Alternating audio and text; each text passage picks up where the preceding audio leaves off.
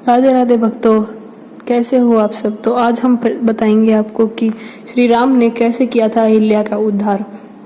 प्रातःकाल जब राम और लक्ष्मण श्री विश्वामित्र के साथ मिथिलापुरी के उपवन आदि देखने के लिए निकले तो उन्होंने एक उपवन में एक निर्जन स्थान देखा। राम बोले, भगवान, यह स्थान देखने में तो आश्रम जैसा दिखाई देता है, किंतु क्या कारण है कि यहाँ कोई ऋषि या मुनि दिखाई नहीं देते। विश्वामित्र जी ने बताया, यह स्थान कभी महात्मा गौतम का आश्रम था।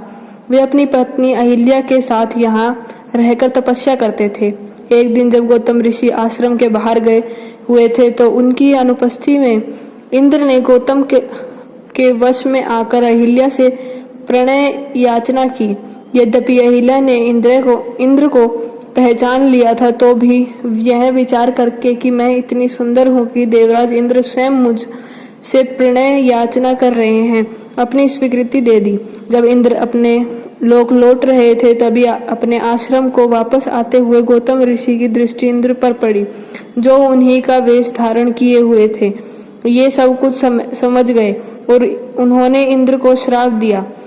इसके बाद उन्हें अपनी पत्नी को श्राप दिया, ये दुर्वाचरिणी, तू हजारों वर्ष तक केवल हवा पीकर कष्ट उठाती हुई यहाँ राख में पड़ी रहे।